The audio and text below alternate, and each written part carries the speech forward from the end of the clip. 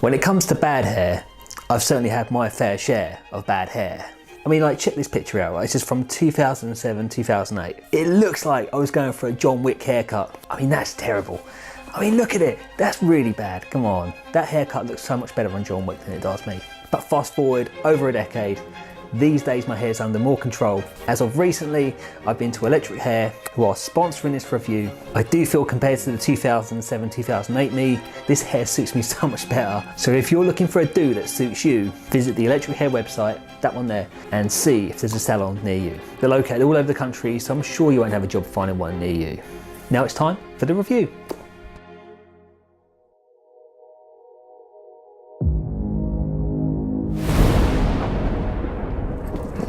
You have no idea what's coming. Mr. Wick broke the rules.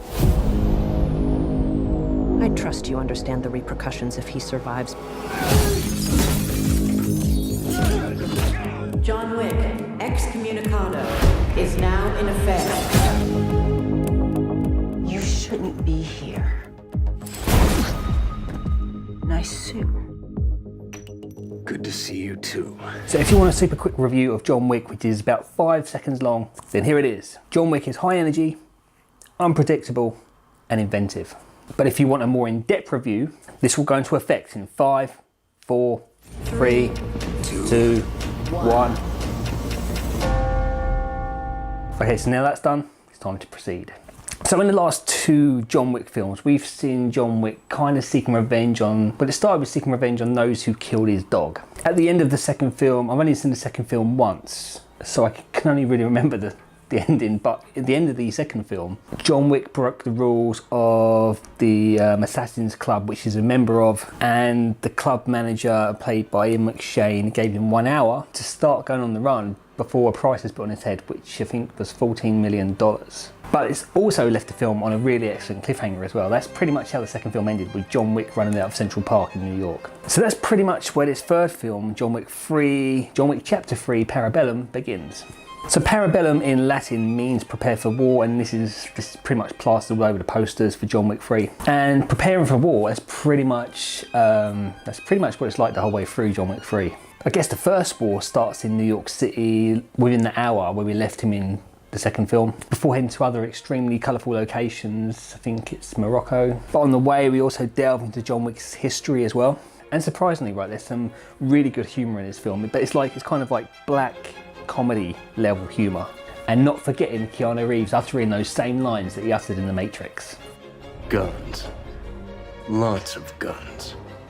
It's all very relentless, it really is. And at over 2 hours, it doesn't feel like you're sat there for that long, it really doesn't. It goes really quickly. It's just really quite intense, but it's in a good way, not in a bad way.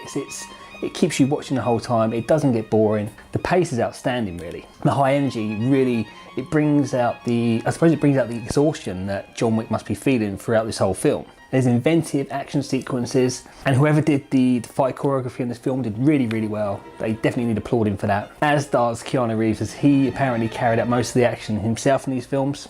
And the story is just really, it's unpredictable. There's so much that the trailer doesn't give away, and it's like there's like a higher level to the Hotel Continental. Obviously, we've seen a lot of the action taking place in the Hotel Continental. We knew that's where a lot of the rules came from, but in this film we discover there's actually so much more outside that, which we've not really seen in the previous films. So that was interesting.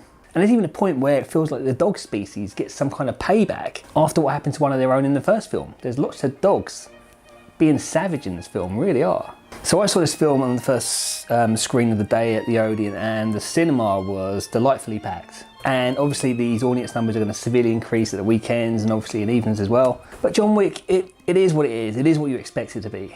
And it delivers exactly the same fulfillment which the other films have delivered before as well. This is a great film. I really enjoyed this one as well. This is the third chapter.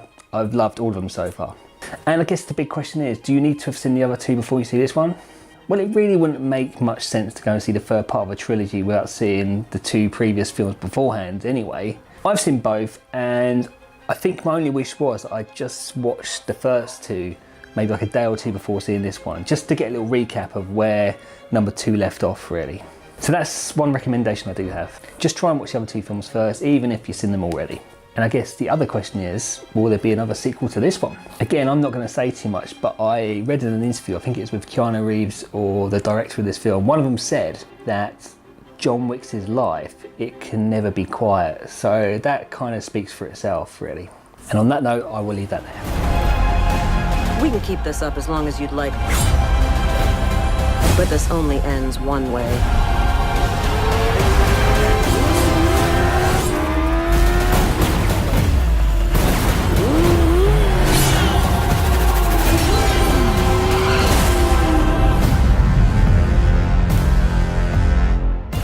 All of this for what?